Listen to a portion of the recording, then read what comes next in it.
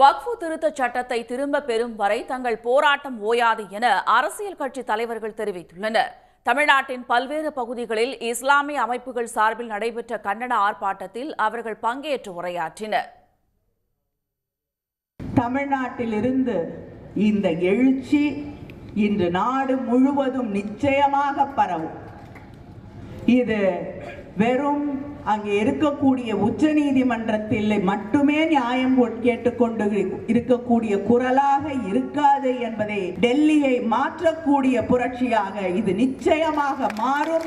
ஒரு மதத்தினுடைய வழிபாடு தலங்களை, அறநிலையங்களை, தர்ம நிறுவனங்களை இன்னொரு மதத்தினர் நிர்வகித்ததாக ஒரு உதாரணத்தை உலகத்திலேயே சொல்ல முடியும்.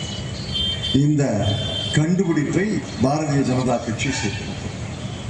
இந்த பிரிவு நிச்சயமாக சட்ட விரோதமானது.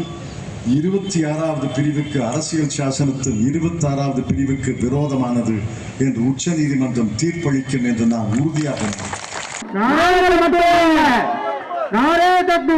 லட்சக்கணக்கான ராசாக்கள், லட்சக்கணக்கான சங்கில் வேலைகள், இவர்களெல்லாம் பக்கபலமாக இருப்பார்கள். நிச்சயமாக வக்ஃபு சொத்துக்களை பாதுகாப்போம். வக்ஃபுகளை கொள்ளையடிக்கக்கூடிய இந்த வக்ஃபு திருத்த சட்டத்தை புதைக்குழிக்கு அனுப்பும் வரை நம்முடைய போராட்டம் தொடரும். இந்த சட்டத்திலே மட்டும் 40 சட்ட திருத்தங்களை இந்த கொடுங்கோன்மையான பாஜக அரசு கொண்டு வந்திருக்கின்றது. அதற்காக அமைக்கப்பட்ட ஜேபிசி ஜாயிண்ட் பார்லிமெண்டரி கமிட்டியில் எதிர்கட்சியை சார்ந்த உறுப்பினர்கள் கொடுத்த ஒரே ஒரு திருத்தத்தை கூட ஏற்றுக்கொள்ளவில்லை. பின்பு என்ன ஜனநாயகத்தை பற்றி பேசுகிறீர்கள்? அதற்கு என்ன தகுதி இருக்கின்றது உங்களுக்கு? அதிமுக அதற்கு ஆதரவாக அந்த அமெண்ட்மெண்ட் என்று சொல்லப்படுகின்ற விஷயங்களுக்கு வாக்களித்தது.